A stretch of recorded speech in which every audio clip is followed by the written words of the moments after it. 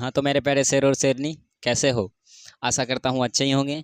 तो आज हम लोग फिर से मौजूद हैं एक नई क्लास के साथ, जिसमें आज आपका जो है क्लास 10th हिंदी का जो है लेक्चर नंबर 11वां होने वाला है। ठीक है, तो इससे पहले 9 चैप्टर का जितना भी ऑब्जेक्टिव हो या जितना भी सब्जेक्टिव हो, ठीक है, उन सभी को हमने आपको पूरा रापची के स्टाइल में क्या किया है, समझा दिया है।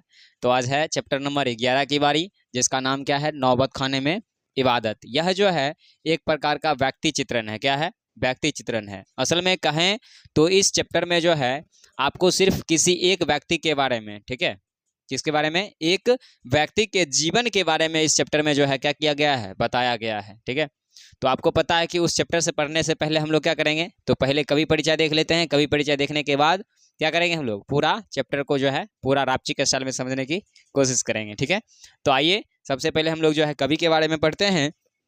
तो आपको यहाँ पर देखिए इस पिक्चर में दिख रहे होंगे, यही है कौन सा, तो यही है यतेंद्र मिश्र। ठीक है, इनका नाम क्या है, यतेंद्र मिश्र। इन्होंने ही बिस्मिल्लाह खां के जीवन के बारे में क्या किया है, लिखा है। ठीक है, बिस्मिल्लाह खां के किसके बारे में, जीवन के बारे में लिखा है कि क्या है, क्या थे, क्या नहीं थे, इन सभी चीज़ों के बारे में आपको यहाँ इसमें क्या करना पड़ेगा, तो भाई साहब पढ़ना पड़ेगा। तो आइए बिना किसी देरी के शुरू करते हैं कवि परिचय।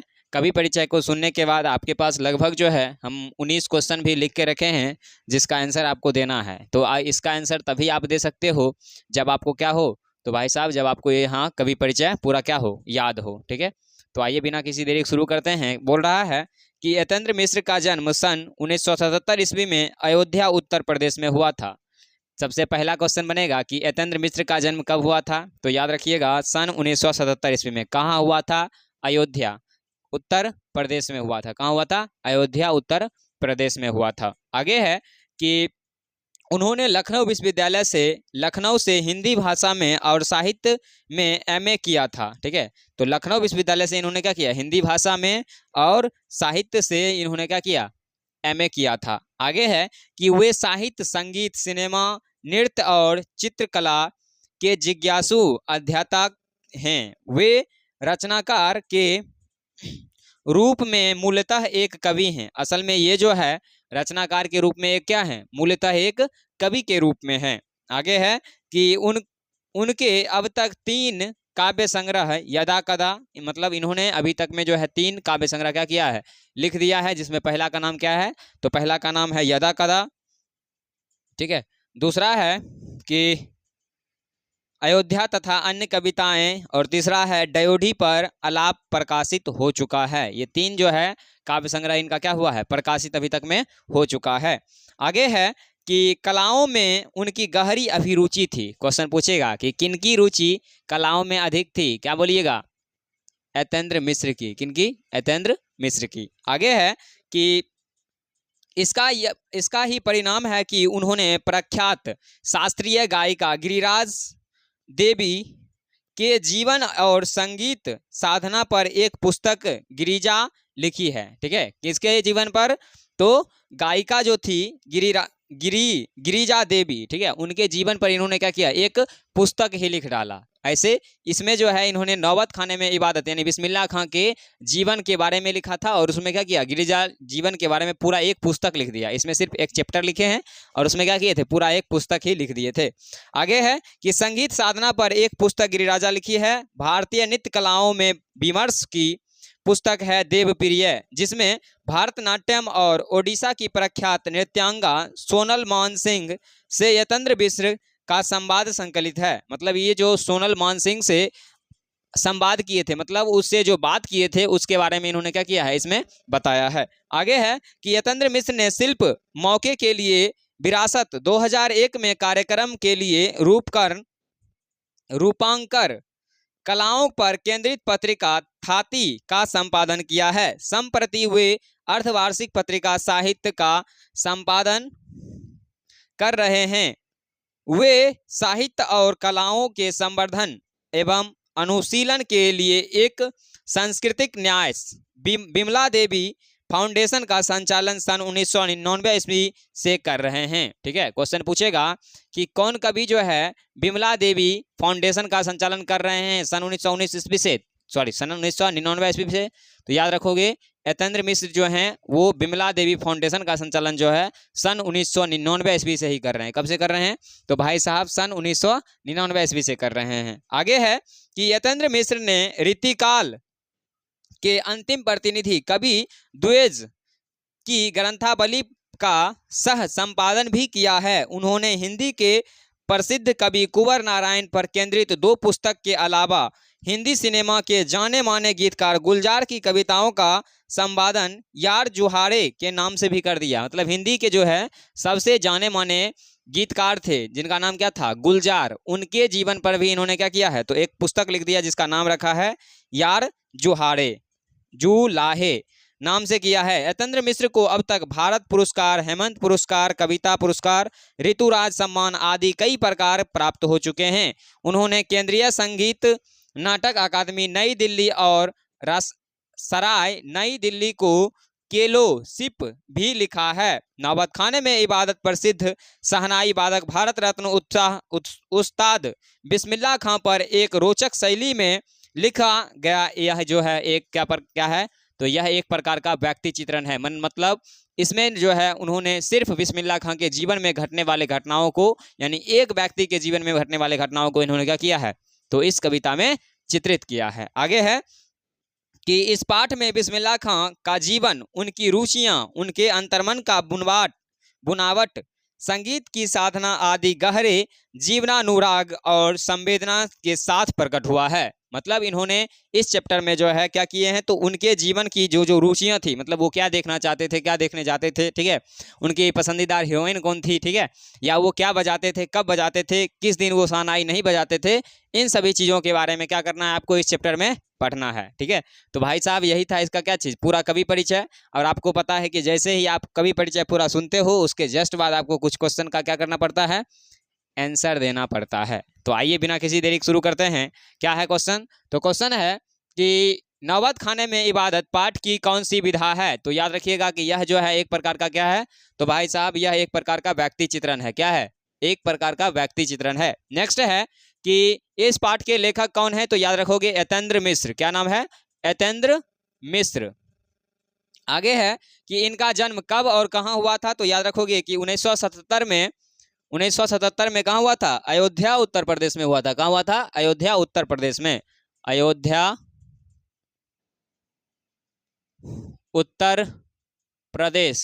ठीक है, तो यहाँ पर अयोध्या का स्पेलिंग जो है कुछ लोग जो है दिमाग लगाएंगे, कहेंगे सर गलत है, तो हम इससे पहले इसको क्या करना, सही क्यों ना कर दें। ठीक है, तो ये रहा अयोध्या और उत्तर प्रदेश। नेक्स्ट है कि कहाँ से इन्होंने हिंदी भाषा और साहित्य में एमए किया था? तो आपको हमने बताया कहाँ से, तो लखनऊ विश्वविद्यालय से। कहाँ से किए थे? तो लखनऊ विश्वविद्यालय से। ठीक है, लखनऊ विश्वविद्यालय से इन्होंने क्या किया था? हिंदी भाषा में एमए किया था। नेक्स्ट है कि कवि को किन किन चीज़ों में रुचि थी? तो इनको जो है संगीत, सिनेमा, ये सब में क्या थी? अधिक रुचि थी। ठीक है, किस में थी रुचि? तो संगीत, सिनेमा, ये सब में जो है इनका क्या था? अयोध्यात्मक एवं रचनाकार। मूलतः एक कवि थे और इनकी जो है इतनी कविता प्रकाशित हो चुकी है। और इनमें जो है यदा कदा हाँ हो चुके थे। कलाओं में उनकी गहरी रुचि थी। इनकी रुचि किस में थी भाई साहब? तो कलाओं में जो है इनकी गहरी क्या थी? रुचि थी। गलती से हम गूढ़ी बोल रहे थे। ठीक है, तो कलाओं में इनकी क्या थी? अधिक रुचि थी। आगे है कि आगे क्या क्वेश्चन? तो क्वेश्चन है कि ये रचनाकार के रूप में क्या है? तो ये एक प्रकार के जो है रचनाकार के रूप में एक कवि हैं। नेक्स्ट है कि इनके अब तक कितने काव्य संग्रह प्रकाशित हो चुके हैं? तो याद रखिएगा इनके अब तक कितने भाई साहब? 3 काव्य संग्रह जो है प्रकाशित हो चुका है, जिसमें क्या है नाम? यदा कदा, और क्या नाम था?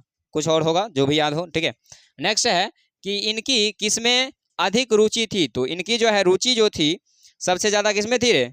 गहरी अभिरुचि किसमें थी? कलाओं में थी। कलाओं में। ठीक है, कलाओं में, वहां भी तो ही बात लिखे थे ना। हाँ ठीक है, नेक्स्ट है कि इन्होंने किसके जीवन पर एक पुस्तक लिखी है? तो एक कौन थी रे? विमर्श की देव प्रिय कहाँ गई?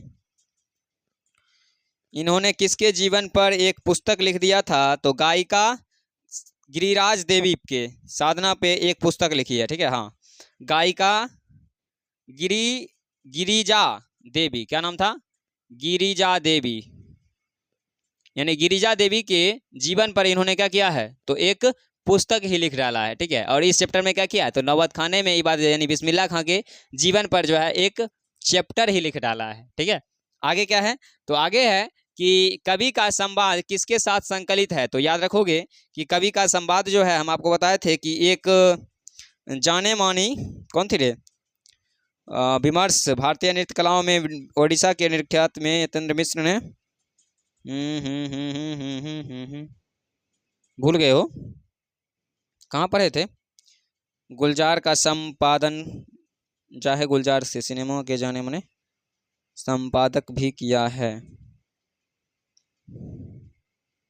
देवप्रिय नाटक नृत्यकार सोनम सिंह के यतेंद्र मिश्र ने संवाद किया। हाँ, क्या नाम था, नृत्यांगा सोनल मान सिंह, ठीक है। सोनल, क्या नाम था, सोनल मान सिंह, ठीक है। अगला है कि इन्होंने थाती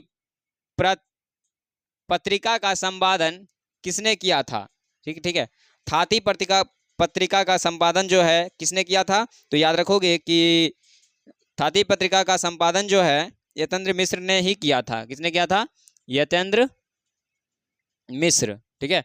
नेक्स्ट है कि इसके बाद इन्होंने किसका संवाद किया था, तो याद रखोगे कि इसके बाद इन्होंने जो है क्या किया था, संपादन किया था, तो पत्रिका साहित्य का संपादन किया था। किसका संपादन किया था, साहित्य का संपादन किया था। नेक्स्ट है कि ये किसके संचालन से ये किसका संचालन सन 1999 ईस्वी से कर रहे थे, तो हम तुम आपको बहुत बताए हैं कि बिमला देवी फाउंडेशन का, क्या नाम था, बिमला देवी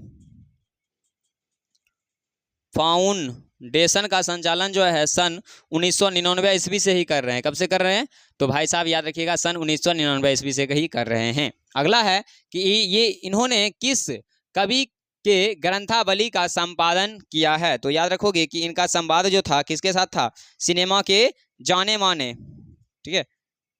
हाँ, तो इन्होंने द्विवेदी जी की ग्रंथावली का सह संपादन भी किया है। कौन था नाम, द्विवेदी जी, क्या नाम था, द्विवेदी जी। आगे है कि इन्होंने हिंदी के किस कवि के ऊपर 2 पुस्तक लिखी है, तो याद रखोगे कि हिंदी के कौन कवि थे जिसपे 2 पुस्तक लिखे हैं, तो कवि कुंवर नारायण जी। क्या नाम है, कुंवर नारायण। अगर आपने इसका गदखंड देखा होगा तो हमने कवि कुंवर नारायण के बारे में पढ़ाया था, जिसका चैप्टर क्या था, एक वृक्ष की हत्या, ठीक है, सही बोले हो, क्या नाम था, एक वृक्ष की हत्या। आगे है कि इन्होंने हिंदी सिनेमा में जाने माने गीतकार गुलजार की कविताओं का संपादन किस नाम से किया है, तो याद रखिएगा कि उनका जो है यार जुहाले, क्या नाम था, यार जुहाले, ठीक है, जुहाले है ना, हाँ जुलाहे है, जुलाहे, सॉरी जुलाहे है, जुलाहे, ठीक है। तो इस रूप से इन्होंने क्या किया, इसका संपादन किया है। आगे है कि इन्होंने कौन कौन से पुरस्कार प्राप्त है, तो ज़्यादा लिखने की जरूरत नहीं है, इनको एक लिख देते हैं हम, कौन सा, भारत भूषण अग्रवाल, ठीक है। पहला क्या लिखते हैं, भारत भूषण अग्रवाल पुरस्कार इनको प्राप्त है। दूसरा क्या प्राप्त है, ऋतुराज सम्मान किनको प्राप्त है, तो यतेंद्र मिश्र को ही प्राप्त है। आगे है कि इन्होंने कहाँ कहाँ का फिलॉसफी इन्हें कहाँ कहाँ का फिलॉसफी मिला है, तो याद रखोगे कि इनको जो है नई दिल्ली, ठीक है, नई दिल्ली और रॉयल नई दिल्ली के फिलॉसफी भी मिला है। तो याद रखोगे किसका, नई दिल्ली का, रियाल का जो है नई दिल्ली, रियाल का क्या मिला है, तो फिलॉसफी मिला है। नेक्स्ट है कि प्रस्तुत पाठ किसके साथ प्रकट हुआ है, तो याद रखोगे प्रस्तुत पाठ जो है जीवना अनुराग और संवेदना के साथ प्रकट हुआ है, जीवन अनुराग, ठीक है, अनुराग और संवेदना, ठीक है, संवेदना के साथ ये क्या हुआ है, प्रकट हुआ है, ठीक है। तो इस प्रकार से भाई साहब हमने क्या किया, तो अभी सिर्फ कवि परिचय देखा है, तो कवि परिचय के बाद क्या होगा सर, तो आपको पता है क्या होगा, तो इसका पूरा पाठ होगा। और आपको पता है कि पूरा पाठ आपको पढ़ने के लिए सबसे पहले थोड़ा वेट करना पड़ेगा, तो वेट करिए, तब तक हम आ रहे हैं। हाँ, तो चलिए अब हम लोग जो है इस व्यक्ति चित्रण को जो है समझ लेते हैं पूरा किस स्टाइल में, तो भाई साहब रापची के स्टाइल में। ठीक है, तो बोर्ड पर हमने कुछ लिखा है। ठीक है, आपको पता है कि हमारा समझाने का तरीका थोड़ा क्या है भाई साहब, थोड़ा अलग है। ठीक है, आपको इन सभी पॉइंटों को याद रखना है, जिसके कारण आपका एक भी क्वेश्चन छूटने वाला नहीं है। सही में, हाँ सही में, एक भी क्वेश्चन छूटेगा नहीं अगर आपके पास ये पॉइंट अगर सही से याद हो तो। ठीक है, तो देखिए यहाँ पर लिखा हुआ है, सबसे पहले क्या चाहिए, चैप्टर का नाम आपको पता ही है, नौबत खाने में इबादत। यह एक प्रकार का क्या है, तो व्यक्ति चित्रण है। क्वेश्चन कभी कभी पूछता है कि नौबत खाने में इबादत क्या है, तो याद रखोगे यह जो है क्या है, व्यक्ति चित्रण है। नौबत खाने में इबादत के लेखक कौन है, तो याद रखोगे कौन, यतेंद्र मिश्र। कौन है, यतेंद्र मिश्र। ठीक है, तो सबसे पहले आपको पता है कि यहाँ पर आपको बिस्मिल्लाह खां के बारे में पढ़ना है। किसके बारे में पढ़ना है, तो बिस्मिल्लाह खां के बारे में पढ़ना है। तो आपको पहले इस बिस्मिल्लाह खां के बारे में एक चीज़ पता होना चाहिए कि इनका जो है बचपन का नाम, ठीक है, क्वेश्चन पूछा जाता है कि बिस्मिल्लाह खां के बचपन का नाम क्या था, तो याद रखोगे कमरुद्दीन। क्या नाम था, कमरुद्दीन। बिस्मिल्लाह खां के बचपन का नाम क्या था, कमरुद्दीन। ठीक है, नेक्स्ट है क्या, तो इनका जन्म कहाँ हुआ था, तो इनका जन्म हुआ था डुमराव बिहार, यानी डुमराव जो है एक गांव का नाम है जो कहाँ पड़ता है, तो बिहार में पड़ता है। कब हुआ था, तो सन 1916 ईस्वी में। कब हुआ था, तो सन 1916 ईस्वी में। आगे है कि इनका जो है 5 से 6 वर्ष ये बिहार से यूपी काशी उत्तर प्रदेश में चले गए थे। मतलब 5 से 6 वर्ष ये बिहार में रहे, बिहार के कहाँ, डुमराव में। और उसके बाद ये यूपी चले गए, जो कि काशी में पड़ता है, जो कि कहाँ है, तो उत्तर प्रदेश में है। कहाँ है, उत्तर प्रदेश में है। असल में बिस्मिल्लाह खां जो है एक शहनाई वादक हैं। क्या है, शहनाई वादक। आप देखे होंगे शादी में जो है एक फूंक के नहीं बजाता है, ठीक है, फूंक के बजाता है, पूरा दम लगता है। ठीक है, तो ये जो है एक प्रकार के क्या थे, शहनाई वादक थे। और ये जो है कहाँ पर, तो ये देखो पहले 5 से 6 वर्ष तक रहे थे कहाँ पर, तो बिहार में रहे थे, बिहार के कहाँ, डुमराव में। उसके बाद ये जो है यूपी चले गए, जो कि उत्तर प्रदेश में पड़ता है। नेक्स्ट है शहनाई और डुमराव। क्या है, शहनाई और डुमराव एक दूसरे के पूरक होते हैं। मतलब शहनाई का अगर आप नाम लेते हो तो समझ लीजिए ये इनका हर चीज़ आपको कहाँ मिलेगा, तो डुमराव में आपको मौजूद मिलेगा। ठीक है, शहनाई का हर सामान अगर आपको ज़रूरत है तो कहाँ मिलेगा, तो डुमराव में मौजूद मिलेगा। आगे क्या है, तो आगे है शहनाई बजाने के लिए किसका प्रयोग होता है। ये क्वेश्चन बहुत बार ऑब्जेक्टिव में पूछा जाता है कि शहनाई बजाने के लिए किसका प्रयोग होता है, तो याद रखिएगा रीड का। किसका प्रयोग होता है, रीड का। शहनाई बजाने के लिए किसका प्रयोग होता है, रीड का। आगे बढ़ते हैं, आगे क्या है, तो ये जो है रीड एक नरकट का पौधा होता है जो एक प्रकार के घास से बना होता है। रीड क्या है, तो यह एक प्रकार का नरकट का पौधा है जो घास से बना होता है। किससे बना होता है, तो घास से बना होता है। आगे है कि जो डुमराव के आसपास पाई जाती है नदियों के तट पर। क्वेश्चन पूछेगा कि शहनाई में किसका प्रयोग होता है, तो याद रखिएगा रीड का। रीड क्या है, तो एक नरकट का पौधा होता है जो घास से बनाई जाती है, जो डुमराव के आसपास की नदी का जो है ना तट पर पाया जाता है। ये घास कहाँ पाया जाता है, डुमराव के नदी के आसपास के तट पर पाया जाता है। कहाँ पाया जाता है, उसके तट पर पाया जाता है। आगे है कि बिस्मिल्लाह खां के दादा का नाम। कभी कभी क्वेश्चन ऑब्जेक्टिव में पूछता है कि बिस्मिल्लाह खां के दादा का नाम क्या था, तो याद रखोगे कि बिस्मिल्लाह खां के दादा का नाम सलार हुसैन खान था। क्या था नाम, सलार हुसैन खान। बिस्मिल्लाह खां क्या नाम था, बचपन का, कमरुद्दीन। इनके दादा का नाम क्या था, सलार हुसैन खान। आगे है कि डुमराव के निवासी थे। मतलब इनके दादाजी जो है कहाँ के निवासी थे, तो डुमराव के निवासी थे। तो आपको पता है कि इनका भी जन्म कहाँ हुआ है, तो भाई साहब डुमराव में ही हुआ है। ठीक है, उसके बाद 5 से 6 वर्ष के बाद ये कहाँ चले आए, तो उत्तर प्रदेश यानी काशी में चले आए, तो तब से वहीं पे रहने लगे। आगे है कि ये जो है रसूलन बाई और बतूलन बाई से इन्हें प्रेरणा मिली थी। ठीक है, एक नर्तकी या गायिका थी रसूलन बाई और कौन, बतूलन बाई। इससे जो है इनको प्रेरणा मिली थी। जैसे मान लीजिए हम आपको पढ़ा रहे हैं, ठीक है, आप बहुत सारे विद्यार्थी इस वीडियो को देखोगे, ठीक है, इसमें से आप में से भी किसी के मन में एक जिज्ञासा उत्पन्न होगी कि भाई साहब आगे चलकर जो है ना हम भी सर के जैसे टीचर बने। ठीक है, हो सकता है आप मेरे से अच्छा टीचर बन जाओ, है ना कि नहीं। तो इसी प्रकार से इनको भी जो है ना, जो वो बतूलन बाई और कौन सा रसूलन बाई थी, उनको देखकर इनको भी क्या हुआ था, तो इनको भी प्रेरणा मिला था। ठीक है, ताकि हम भी शहनाई में बजाएं। और आपको पता है बिस्मिल्लाह खां इतने अच्छे थे जिन्हें जो ठीक है, जो 5 वक्त की नमाज पढ़ते थे। और 5 वक्त में भी पता है क्या मांगते थे, या अल्लाह एक सुर बकस दे। ठीक है, मतलब ये हमेशा नमाज में बस एक ही चीज़ का जिक्र करते थे, क्या, कि हमें एक अच्छा सुर बकस दे। और पता है, बकसते बकसते अल्लाह ने ऐसा बख्शा कि उनके जैसा शहनाई बजाने वाला कोई नहीं था। ठीक है, उनके जैसा शहनाई बजाने वाला कोई नहीं था। कहने का मतलब ये हुआ कि आगे चलकर यह जो है शहनाई के पूरक बन गए। मतलब शहनाई का नाम लीजिए तो बिस्मिल्लाह खां अबे करेंगे, और बिस्मिल्लाह खां को इस शहनाई बजाने के लिए साहित्य अकादमी पुरस्कार भी मिल चुका है, या भारत रत्न मिल चुका है, जो कि भारत का सबसे बड़ा सम्मान होता है, वो भी किनको मिल चुका है, तो बिस्मिल्लाह खां को मिल चुका है। आगे क्या है, तो आगे है कि शहनाई को सांसगिन सुशील वाद्य यंत्र भी बोला जाता है। क्वेश्चन पूछेगा कि शहनाई का दूसरा नाम क्या है, तो याद रखोगे सुशील वाद्य यंत्र। क्या नाम है, सुशील वाद्य यंत्र। आगे है कि अरब में शहनाई को जो है नय बोला जाता है। क्वेश्चन आपसे पूछेगा कि अरब में शहनाई को क्या बोला जाता है, तो याद रखोगे नय बोला जाता है। क्या बोला जाता है, नय बोला जाता है। आगे है कि शहनाई को सहने अर्थात सुशील वाक्यों में इसे साह भी बोला जाता है।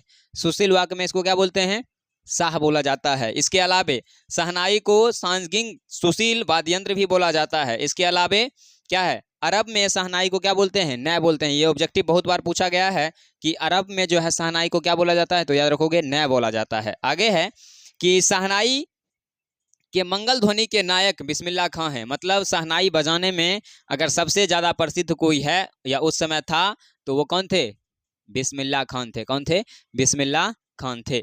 आगे है कि या ये जो है ना, हम बताएं आपको क्या, कि जब जब ये नमाज पढ़ते थे, और ये नमाज क्या पढ़ते थे, तो भाई साहब ये 5 वक्त का नमाज पढ़ते थे, और 5 वक्त में अल्लाह से सिर्फ एक ही दुआ करते थे कि या अल्लाह, या मेरे मालिक एक सुर बकस दे। मतलब हमेशा अपने सुर को अच्छा बनाने के लिए ही अल्लाह से, भगवान से, ईश्वर से क्या करते थे, तो प्रार्थना करते रहते थे। ठीक है, जैसे आपको पता है कि हम अगर टीचर हैं तो हम भी सोचेंगे क्या चीज़, कि आगे चलकर हम भी बहुत आगे बढ़ें। ठीक है, और वो किसके कारण होगा, तो आप लोगों के कारण होगा। ठीक है, बाकी आपको पता ही है, हर बोलता है तो हम भी बोलें, ऐसा कोई बात नहीं है। ठीक है, उसी प्रकार से आपको पता है कि आपको पढ़ाई करना है या ज़्यादा नंबर लाना है, तो आपको क्या करना पड़ेगा, अच्छी तरह से मेहनत करना पड़ेगा, ज़्यादा पढ़ना पड़ेगा। ज़्यादा पढ़ोगे तभी जाके क्या होगा, ज़्यादा नंबर आएगा। ठीक है, तो उसी प्रकार से बिस्मिल्लाह खां भी क्या करते थे, जब शहनाई बजाते थे या जब 5 वक्त की नमाज पढ़ते थे, तो उस समय भी अल्लाह से एक ही चीज़ मांगते थे कि या अल्लाह एक सुर बकस देना। मतलब हमेशा अपने सुर के बारे में ही क्या करते थे, तो मांगते रहते थे अल्लाह से। आगे है कि बिस्मिल्लाह खां के साथ एक पर्व जुड़ा हुआ है। ठीक है, बिस्मिल्लाह खां के साथ क्या है, एक पर्व जुड़ा हुआ है जिसका नाम है मुहर्रम। क्या नाम है, मुहर्रम। अब यह मुहर्रम किस लिए मनाया जाता है और क्यों मनाया जाता है, ये बात को भी आपको याद रखना है। तो एक हजरत इमाम नामक व्यक्ति थे। कौन थे, हजरत इमाम। उनके कुछ वंशजों को जो है एक साथ मार दिया गया था। क्या किया गया था, हजरत इमाम के कुछ वंशजों को एक साथ, पूरे परिवार को काट कर फेंक दिया गया था। ठीक है, तो उन्हीं के याद में जो है ना, ये मुहर्रम या यह शोक मनाया जाता है। टोटल कितने दिनों का होता है, तो याद रखोगे 10 दिनों का होता है। ठीक है, कितने दिनों का होता है, 10 दिनों का होता है, जिसमें बिस्मिल्लाह खां जो है, बिस्मिल्लाह खां के नाम से ही यह पर्व जुड़ा हुआ है। कौन, देखो यहाँ पे लिखे ना, क्या चाहिए, बिस्मिल्लाह खां के साथ एक पर्व जुड़ा हुआ है जिसका नाम है मुहर्रम। और आगे हजरत इमाम एवं उनके कुछ वंशजों के लिए यह शोक मनाया जाता है, जो कि 10 दिनों का होता है, और बिस्मिल्लाह खां भी मनाते थे। उसके बाद क्या, कि और 8वें दिन घर से बाहर निकलकर बिस्मिल्लाह खां दुख के साथ क्या करते थे, शहनाई बजाते थे। जब 10 दिन के लिए क्या होता था, तो शोक मनाया जाता था, उसके जब 8 दिन पूर जाता है, तो 8वें दिन बिस्मिल्लाह खां घर से बाहर निकलते थे और क्या करते थे, तो शोक यानी जो दर्द या दुख जो होता था, उसको दुख के साथ शहनाई बजाता है। ठीक है, शहनाई बजाने का मतलब खुशी वाला होता है ना, तो एक अलग ध्वनि निकलता है। ठीक है, दुख वाला होता है तो एक अलग ध्वनि निकलता है। वो शहनाई बजाने वाले को पता होगा, हमें पता नहीं है। ठीक है, बाकी पता है कि जब आप टोन सुनोगे तो आपको लगेगा कि यह दुख के लिए होगा, ये सुख के लिए होगा। ठीक है, आगे देखिए क्या है, तो आगे है कि इनकी पसंदीदार हीरोइन कौन थी। देख रहे हो भाई साहब, बंदा पढ़ लिख के आगे बढ़ गया तो अपनी पसंदीदार हीरोइन का भी नाम नहीं छोड़ रहा है। ठीक है, एक हम लोग हैं, ठीक है, कि अपनी वाली का भी नाम नहीं ले सकते हैं सही से, समझ रहे हो ना। हाँ, तो यहाँ पर क्या है, तो इनकी पसंदीदार हीरोइन जो थी सुलोचना थी। कौन थी, सुलोचना थी। पता है, सुलोचना का हर फिल्म देखने के लिए इनके पास पहले रुपया नहीं था। तो देखो रुपया कैसे करते थे इंतजाम, रुपया के लिए क्या करते थे, ये जो है ना, इनका जो है सुलोचना का हर टिकट का दाम जो है ना 6 रुपया होता था। कितना, 6 पैसा होता था। कितना, 6 पैसा होता था। आपको पता है ना, पिछले ज़माने में जो है पैसा का बहुत कीमत था भाई साहब, ठीक है। अठन्नी चौरन्नी चलता था, तो उसमें 6 पैसा टिकट का लगता था। उसमें क्या करते थे, ये पैसा कैसे पुराते थे, सो देखो 6 पैसे की ज़रूरत है तो क्या करते थे, 2 पैसा मामा जी से ले लेते थे। किसे लेते थे, मामा जी से लेते थे। 2 पैसा नानी से ले लेते थे और 2 पैसा क्या करते थे, मौसी से लेकर और जाके सुलोचना का टिकट लेकर और उसके जाके वहाँ पर क्या करते थे, फिल्म देखते थे, ठीक है। तो हम लोग भी पढ़ेंगे आगे, अगर बढ़ गए तो हम लोग भी अपना क्या करेंगे, हीरोइन का नाम लिख देंगे, ठीक है। आगे देखिए क्या है, तो बोल रहा है ये हमेशा जो है ना अल्लाह से कहते थे कि या अल्लाह, अल्लाह से कहते थे कि या अल्लाह एक सुर बकस दे। क्या बोलते थे कि या अल्लाह एक सुर बकस दे, मतलब हमेशा हम आपको बोले ना ये 5 वक्त की नमाज में हमेशा अल्लाह से कुछ मांगते थे तो वो यही मांगते थे, क्या चीज़, कि या अल्लाह हमें जो है ना एक अच्छा सुर बकस देना। क्या करना, एक अच्छा सुर बकस देना। आगे है कि काशी में संगीत की परंपरा है जिसे देवों की नगरी कहा जाता है, ठीक है। क्वेश्चन आपसे पूछेगा कि काशी क्या है, तो याद रखोगे यह संगीत की परंपरा है और इसको क्या कहा जाता है, तो याद रखिएगा इसे देवों की भूमि कहा जाता है। क्या कहा जाता है, देवों की भूमि कहा जाता है। आगे है कि काशी में हर वर्ष संगीत का आयोजन होता है। क्वेश्चन आपसे पूछेगा कि कहाँ पर हर वर्ष संगीत का आयोजन होता है, तो याद रखोगे कहाँ पर, तो भाई साहब काशी में जो है हर वर्ष संगीत का क्या होता है, आयोजन होता है। नेक्स्ट है कि बिस्मिल्लाह खां और बालाजी मंदिर की दिशा में ये जो है, देखो जब भी ये कहीं पर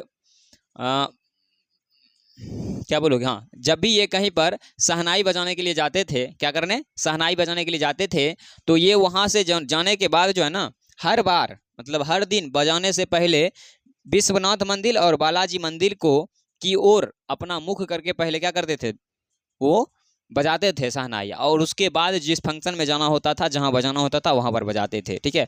कभी कभी सवेरे में भी उठकर ये रियाज करने के लिए वही मंदिर पे जाते थे और वही मंदिर पर जो है बैठकर क्या करते थे, अपना बजाते रहते थे। क्या, तो वही कौन, शहनाई, ठीक है। आगे बढ़ते हैं, आगे क्या है, तो आगे है कि ये इनको किसी ने पूछा था कि भाई साहब आप इतना फेमस हो गए हो ना, तो एक काम करो आप जो है ना इस काशी को छोड़ दो, ठीक है। तो पता है क्या बोले थे, कि ये बोले थे कि क्या करें ये काशी को छोड़कर, ठीक है। काशी को छोड़कर हमें क्या मिलेगा, आपको भी पता है कि काशी को क्या कहा जाता है, देवों की भूमि कहा जाता है। तो इसलिए कवि बोलते हैं कि क्या करें काशी को छोड़कर। ये कवि हैं, अरे भाई साहब कवि नहीं है, ये एक व्यक्ति हैं जिसका नाम क्या है, बिस्मिल्लाह खान। तो यही बोलते थे कि क्या करें इस काशी को छोड़कर। आगे क्या है, तो आगे है कि काशी संस्कृत की जो है ना पाठशाला है। अगर आपको संस्कृत सबसे अच्छा सीखना है तो आप काशी में जाकर क्या कर सकते हो, तो सीख सकते हो, ठीक है। तो काशी को क्या कहा गया है, तो संस्कृत की पाठशाला कहा गया है। आगे है कि बिस्मिल्लाह खां का मतलब होता था शहनाई। बताए ना कि अल्लाह से 5 वक्त की नमाज में ये हमेशा मांगते थे क्या, कि या अल्लाह एक सुर बकस दे, और उस सुर बकसने के बदले में अल्लाह ने इन्हें उसके एक पूरक बना दिया, ठीक है। मतलब अगर शहनाई का नाम लीजिएगा तो आपको बिस्मिल्लाह खां का नाम लेना पड़ेगा। ये एक दूसरे के पूरक हैं, मतलब इनसे अच्छा शहनाई आज तक किसी ने भी नहीं बजाया है और शायद नहीं बजाएगा। आगे क्या है, तो आगे है कि एक बार एक लड़की ने इनसे पूछा था, ठीक है। मतलब जब फेमस हो गए धीरे धीरे तो एक लड़की आई थी इंटरव्यू लेने के लिए, ठीक है। और इंटरव्यू के दौरान क्या पूछती है पता है, कि आपको भारत रत्न मिला है फिर भी आप आज भी फटी धोती पहनते हो, ठीक है। मतलब वो शायद इंटरव्यू लेने आई थी तो फटी हुई धोती पहनकर आराम से कुर्सी पर क्या थे, बैठे हुए थे। तो लड़की पूछती है कि भाई साहब आपको जो है ना, या चाचा जी जो भी बोले, ठीक है, आपको भारत रत्न मिला हुआ है और फिर भी जो है ना आप क्या करते हो, तो फटी हुई धोती पहनकर बैठे हुए हैं, ठीक है। तब पता है बिस्मिल्लाह खान ने क्या बोला था, बिस्मिल्लाह खान ने बोला था धत पगली। क्या बोला थे, सही बता रहे हैं, बोले थे धत पगली भारत रत्न मुझे मिला है मेरी धोती को नहीं, ठीक है। और ये बात भी बोलते हैं कि भारत रत्न मुझे मिला है मेरी धोती को नहीं। अगर मैं अपनी धोती को देखता, ठीक है, क्या बोल रहे हैं कि अगर मैं अपनी धोती को देखता तो आज मेरे लिए रियाज होता था, ठीक है। मतलब बजाने का प्रैक्टिस होता है, जैसे आप पढ़ाई कर रहे हो तो आपको भी क्या है, जो चैप्टर आप पढ़ लिए हो उसका एक प्रैक्टिस होता है, ठीक है। मतलब फिर किसी 5 दिन में, फिर 10 दिन में एक बार उल्टा के देखोगे नहीं, अगर नहीं देख रहे हो तो पता चलेगा धीरे धीरे होते होते पूरा का पूरा क्या हो गया, साफ हो गया। तो उसी प्रकार से कवि बोलते हैं कि अगर मैं धोती और गमछा या नया कुर्ता पहनने में रह जाता तो रियाज कौन करता मेरे बदले में, ठीक है। तो इसलिए क्या बोलते हैं, धत पगली क्या, भारत रत्न मुझे मिला है, मेरी धोती को नहीं। आगे क्या है, तो आगे है कि बाबा विश्वनाथ और बिस्मिल्लाह खां एक दूसरे के पूरक बन गए थे। ठीक है, मतलब कहने का अर्थ हुआ कि बिस्मिल्लाह खां जो है कभी भी हिंदू और मुस्लिम में कभी भी कोई भेदभाव नहीं करते थे। ठीक है, तो ये जो है बालाजी के मंदिर के आसपास बजाते थे, तो इस कारण से ये जो है बाबा विश्वनाथ और बिस्मिल्लाह खां जो है एक दूसरे के क्या बन गए थे, पूरक बन गए थे। क्योंकि कुछ भी काम करने के लिए जाते थे तो पहले बालाजी मंदिर की ओर घूमकर अपना वो संगीत बजाते थे, बजाने के बाद वो फिर से आगे आते थे, तब किसी के यहाँ बजाने जाते थे। या मान लीजिए जाते समय भूल गए तो फिर भी जहाँ जाते थे वहाँ पर बालाजी मंदिर के दिशा की ओर घूमकर पहले 5 मिनट बजाते थे, उसके बाद फिर से उस फंक्शन के लिए बजाते थे। आगे देखिए क्या है, आगे है कि काशी में, काशी को क्या कहा जाता है, देवों की भूमि, तो इसलिए देखो क्या बोलते हैं कि काशी में मरना भी मंगल माना जाता है। ठीक है, अगर इंसान का कहना है कि अगर आप काशी में जाकर मर गए हो ना तो भगवान ही बनेंगे। ठीक है, अच्छा होता है कहाँ पर मरना, तो काशी में मरना क्या होता है, तो मंगल माना जाता है। आगे है कि इनको जो है भारत सरकार के द्वारा पद्म विभूषण संगीत नाटक अकादमी पुरस्कार भी मिल चुका है। पहले भारत रत्न मिला, उसके बाद क्या हुआ, भारत सरकार के द्वारा पद्म विभूषण संगीत नाटक अकादमी पुरस्कार भी मिल चुका है। ठीक है, तो यही था आपका पूरा क्या चीज़, लेक्चर। बाकी इसमें से कुछ पॉइंट अगर छूट गया हो तो आप देख लेना, मेरे ख्याल से तो छूटा नहीं होगा। अगर आपको फिर भी डाउट है कि सर छूट गया होगा तो कुछ नहीं, इस वीडियो के तुरंत बाद जो है आपको क्या होगा, इसका ऑब्जेक्टिव मिलेगा, ऑब्जेक्टिव जाकर सॉल्व करके देखिए कौन सा क्वेश्चन नया है, या कुछ क्वेश्चन आपको नया देखने को मिल सकता है या नहीं भी मिल सकता है। ठीक है, मेरे ख्याल से जितना था हमने उस सब को कवर किया है। ठीक है, और इसके तुरंत बाद क्या होगा, ऑब्जेक्टिव के तुरंत बाद आपको सब्जेक्टिव आएगा। आपको पता ही है शुरू से ही आ रहा है, अभी तो अब 11वां पेपर पहुंच गए ना, इससे पहले 10 चैप्टर, उसके बाद काव्यखंड का पूरा लेक्चर। ठीक है, उसके बाद वर्णिका का पूरा लेक्चर हमने क्या किया है, 3-3 वीडियो में खत्म किया है। ठीक है, तो आज के लिए इतना ही रहने दीजिए, देखेंगे विशेष अगले क्लास में, तब तक के लिए जय हिंद।